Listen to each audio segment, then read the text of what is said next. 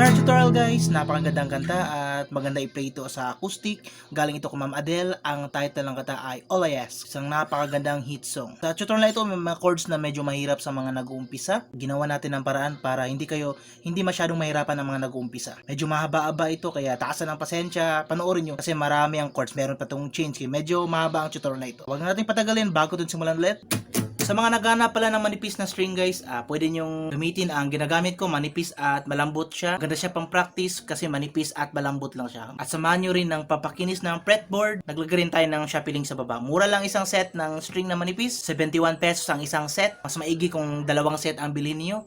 And then ang pampakinis ng fretboard ay nasa 150 plus. Check nyo lang ang shop, nasa description ng video na ito. Chords tayo guys, chords. Intro muna, pakita ko muna ang simple version. So E, first 4 chords, then G sharp minor 4th fret, then isang A sus 2, A siya, remove tong katlo, A sus 2, and then isang B sus. So tatlo lang, ito. So para sa mga nag-ubisaya na,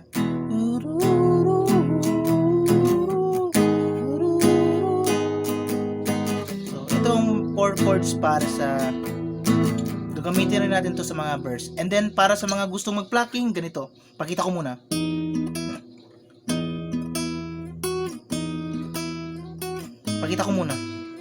Intro to intro.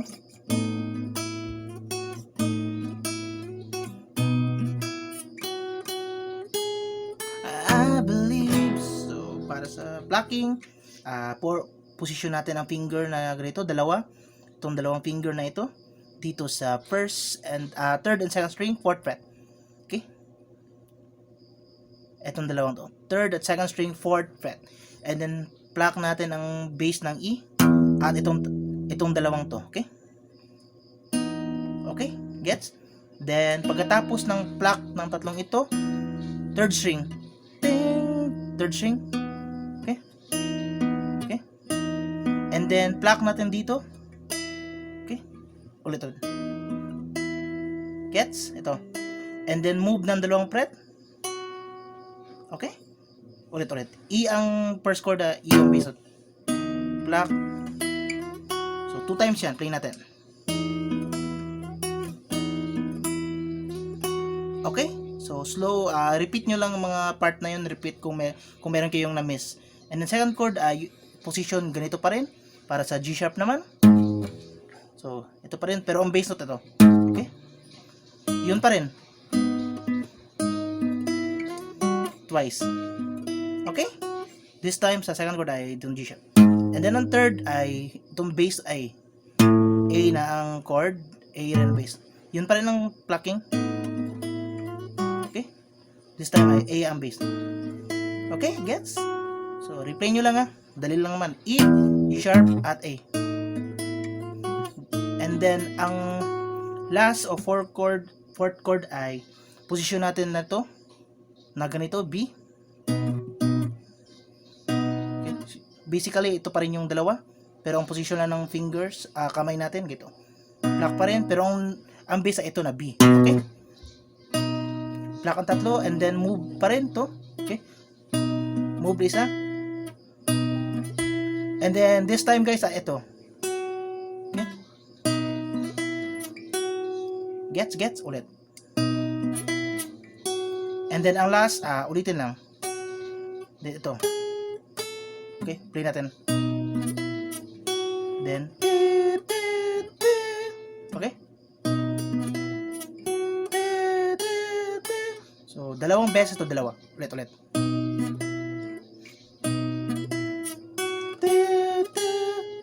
And then, pasok ang kanta, bass note, I believe. Okay?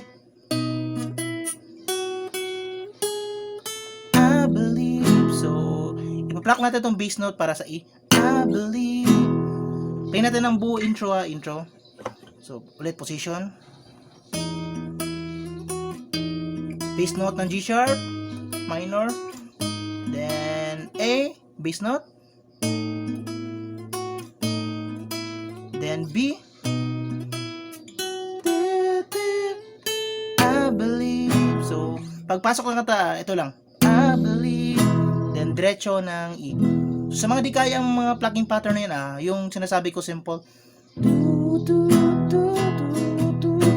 sharp minor at B, sus, okay? Tapos nun guys, verse tayo, yun pa rin mga chords. I believe, tandaan nyo lang yun, insert to, I believe, then sharp minor, para sa verses. Then A, then B sus. Ulitin lang, na na na na na na. Then A sulit lang. Then B sus. And then dito guys. So medyo mag-insert tayo ng dalawang chord, medyo mahirap rin itong isang chord na to. Ang insert natin ay F sharp, G sharp, G sharp. Then isang C diminished. Okay. So guys, sa mga di kayang chord na to, pwede namang ito dalawang string lang. Ito at ito.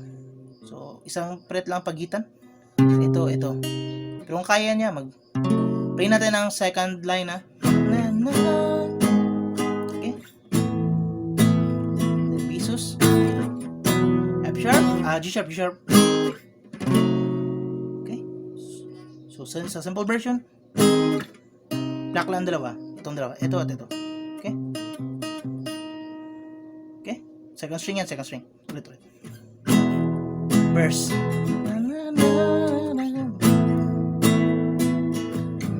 Then second line. Then so pasok natin dito G sharp. Okay.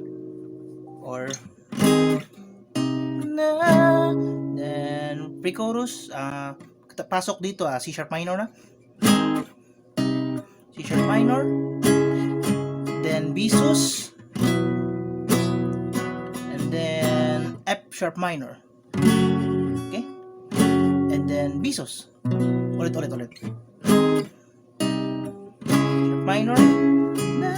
B sus. Then F sharp minor. Then B sus.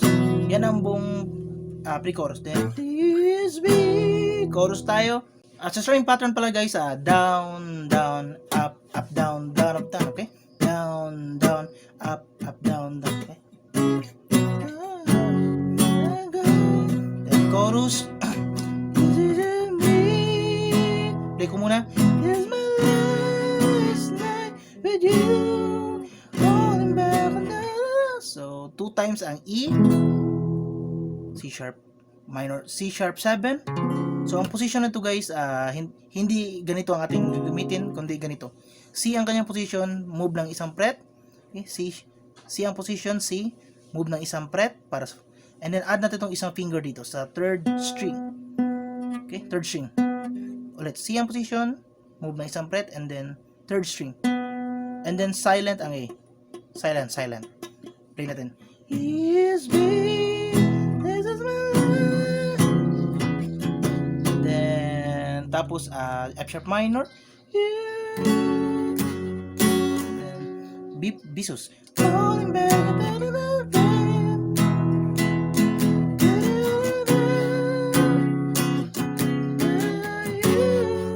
And then, tapos, and then, ang third line, makita ko muna.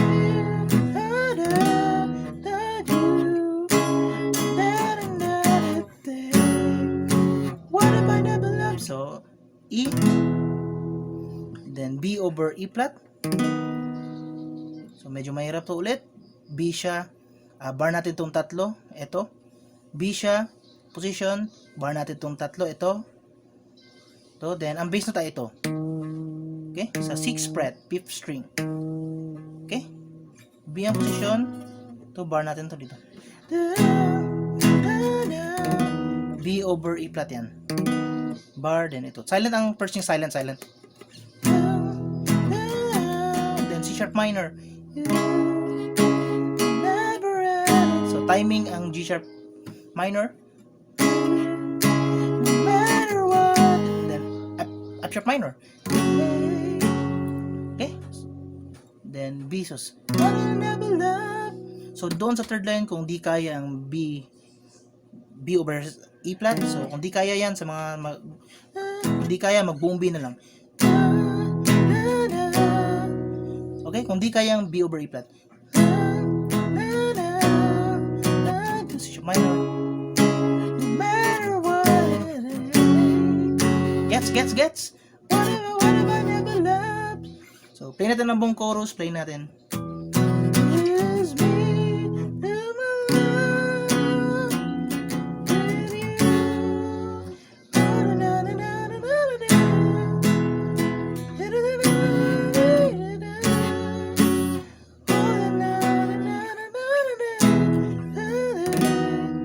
Minor, then timing sa G sharp minor.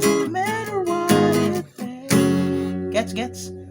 Then, what if I never loved? Bisus.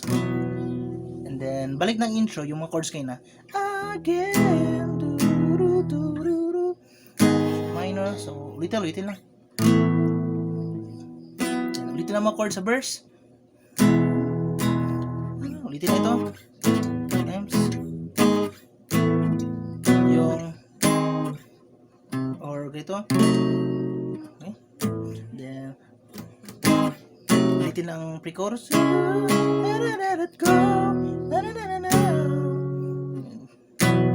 ulitin ang chorus.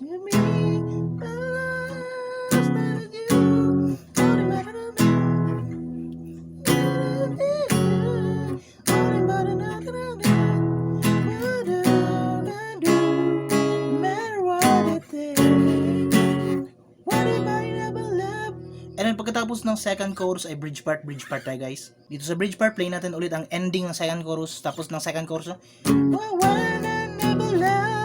pagkatapos second chorus, then play ko muna bridge part again.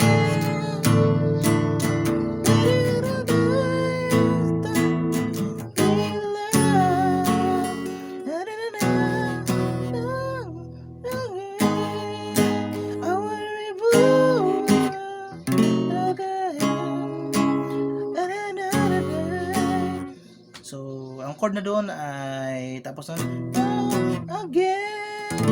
So, posisyonan D sus tayo. So, D ang position, remove tong pinakababa, D sus 2. Then, strum natin lahat ng string. So, D sus 2 over E. So, lahat ng string, D sus 2 ang position, lahat ng string is strum. What am I love again? And then, A sus 2. G sharp minor. Okay, ulit. What if I never love again? Timing. G sharp minor. G sharp minor. And then B sus. And then tapos G sharp minor. Then F sharp. Then C diminished. Okay, and then F sharp minor, then B sus. So play natin ulit. Play, nakasunod naman yan, nasa screen, nakasunod naman yan.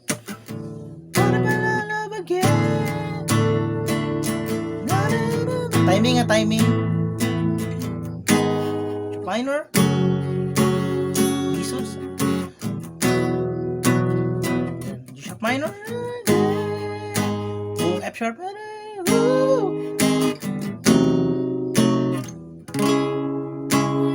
So, yung sinasabi ko kanina sa mga first part, kung di kayang ganito, ito lang. Play natin na. Ang dalawang to. Yung dalawang string lang, okay? Then, okay, gets. Then, yung dalawang last chord. Minor. Jesus. Yan ang buong bridge part. And then, this is me. So, change key pagkatapos, change key tayo. Ending muna. Ending ng bridge part. Then, change key. C. So, C ang first chord sa change key. F. F na tayo. Last part. So, D7. Then, G sharp, G minor, third fret. Then C. 2 times and 2 times.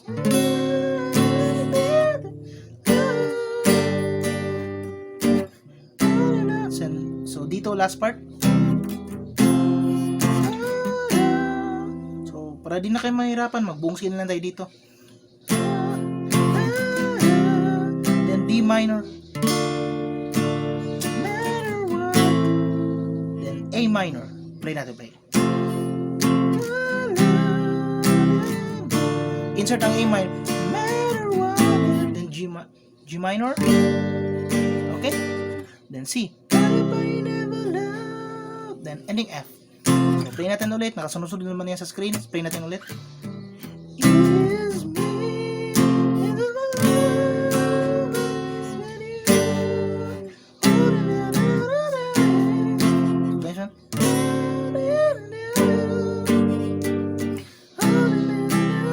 Third line.